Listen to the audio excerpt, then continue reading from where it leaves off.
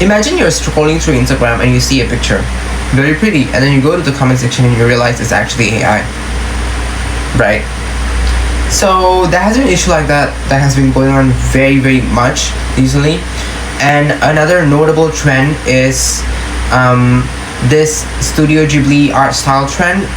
For someone who knows, if you don't know, so it's a viral internet phenomenon, or like a trend, where users transform their photos, they upload their photos to like ChatGPT or something, inspired, and they turn the photo into like Studio Ghibli's inspired animated style, which is the work of Hayao Miyazaki. And his comments was on this AI kind of AI generating, like basically you can upload any pictures you want, and like it generates a picture, like it turns the picture into animation in his art style. He basically said, "I am utterly disgusted. I strongly feel that this is an insult to life itself." That is a very strong statement, and I believe that too. Art is human. So a little bit about me is I am the founder of Seni Asli Malaysia, SAM. I am the founder. It was founded like last year, 2024, and this is a non-profit arts and advocacy organization that is, preserving that is made to preserving human creativity in a digital age. Basically like to advocate for like fair public awareness for artists' rights, and like artwork, basically to bridge a gap between AI, art, and artists. Okay. And there's a lot of problem with AI. There are a lot of problems with AI, but let's dive into like specific ones. So the huge problem with AI is these three: ethical concern, economic impact, and cultural consequences. So let's go through the ethical concern. This is probably by far the most confusing part, because people don't really think. It's just AI. You can like upload a picture, like it's nothing, like it's just one picture, like it's not gonna like ruin the world. It's not a big deal. Like just put it, and like you can like make my portrait into like Da Vinci art style. Like, it's nothing new. Like it's just, no, it's not, because AI models are trained on artists' work without their consent. AI models like Midjourney, Stable Diffusion, and OpenAI are being trained by massive database of images scraped from the internet without artists' permission. They are not giving permission to these people to use their artworks to train these models, but it's being done anyway. That is theft. It's not learning. It's basically you're exploiting other people's work. And this often is being done without credit, without pay, without consent, and at what cost? Basically, AI will adopt your art style, and now it can do even more than you, because it just acts a little bit more complex. Obviously, it's not a human, And artists are losing ownership all around the world for their creative identity, for their unique style. In just a few prompts, you can make your picture like, you can be the Mona Lisa even, So it's crazy that like art has been so accessible to us with just few prompts, and yeah, and which brings us to the next problem, which is the economic impact. Local artists lose jobs and commission. So AI generated is costing people their job.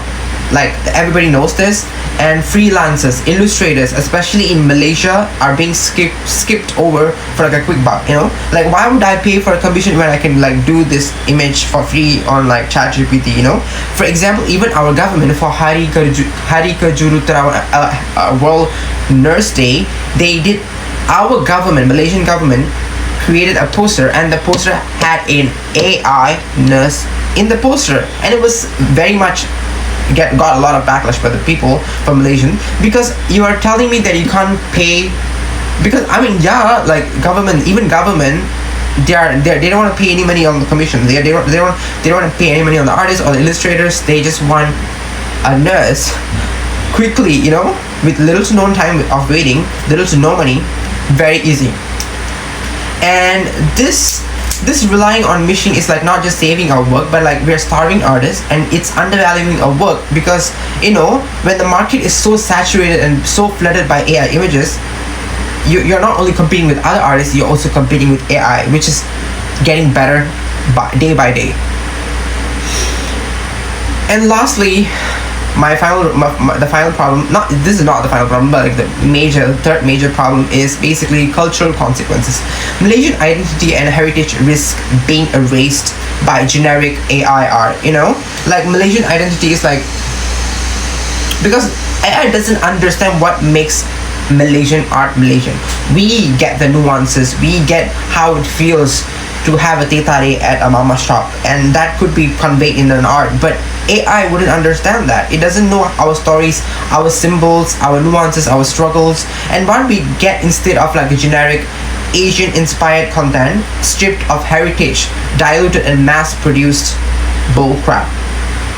So I would say unique cultures of styles are being very diluted and misrepresented, because people are just like becoming one big thing, and AI is just like promoting and homogenization of art rather than celebrating the unique individual regional creativity in a way.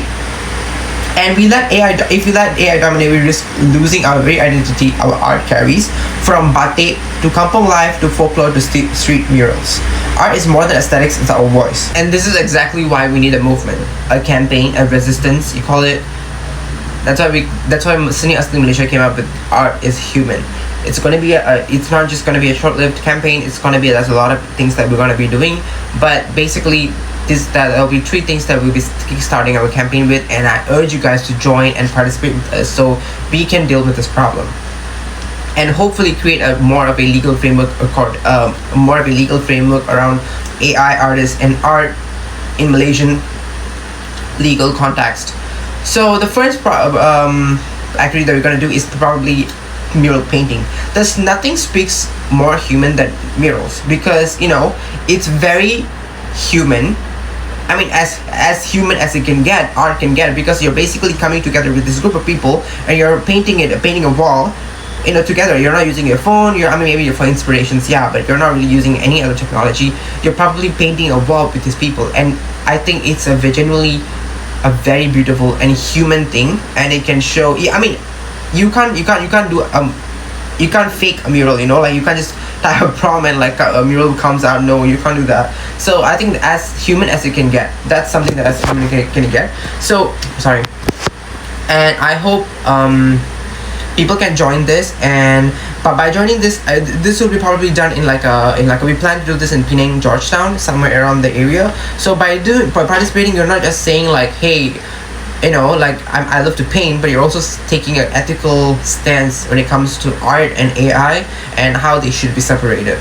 And another one we have is like digital pledge campaign. This is going to be very digital, and it's called Un-AI Your Feed. So this is basically something that you can do at your own comfort. Like, stop sharing or generating AI. Maybe you can even when you see your friends or like someone, like, please educate the people around you, tell the people around you that AI is actually ruining art and artists.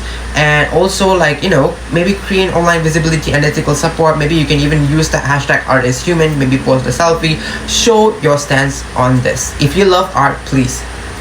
And finally, we're also Seni Asli Malaysia on TikTok and Instagram will also be coming out with like short formed series of we will be interviewing artists, and also we'll be showcasing like arts galleries and a lot of everything related to art around Malaysia. So this to highlight and also create an emotional connection between the artist and the audience, because when there's an emotional connection involved, usually people tend to listen it more and create more empathy. So yeah, I want you guys to watch those videos, share those videos, and if you want to take part in this, please like, please share, please tell your people around you, please tell your friends, your partner, your family members. And this is something very great that all of us can do for free. And with the expected impact that we're coming out of here is public recognition and support for real artists. And we're just not just saying AI is bad. We also want these people to be seen. You can't just say AI is bad and not do anything. You want to give a platform to people, and by doing this, I think we can give a platform to these people. And it also reduces. We also want to reduce mindless reposting of AI art. I have been seeing a lot of people participating in trends and posting AI art, and it would be really nice if the expected, one of the expected impact that we're coming out of this is probably people like, you know, use less and less AI in their artworks, or like stop reposting it, and if they repost it, you know, they credit the artist properly. And finally, I'm also expecting to see a very cultural shift around the youths, you know, to be a more ethical digital, like towards a more ethical digital behavior, you know, using more, being more considerate, you know, being more mindful and considerate, sorry. So yeah, that's the conclusion, and I really hope that all of us can take a stance in this. It's not just about like art, or you know, it's I know it's nothing like too serious or anything. You might think so, but in a few years, you know, if you don't control it now, things might get really bad. So if you love art, please protect the hand and hearts that makes them. So don't scroll past this issue, because art is human. You cannot spell heartbeat without a heart. So yeah, you can contact me with this information, and I will share this in my Instagram and TikTok later. And yeah, thank you guys so much.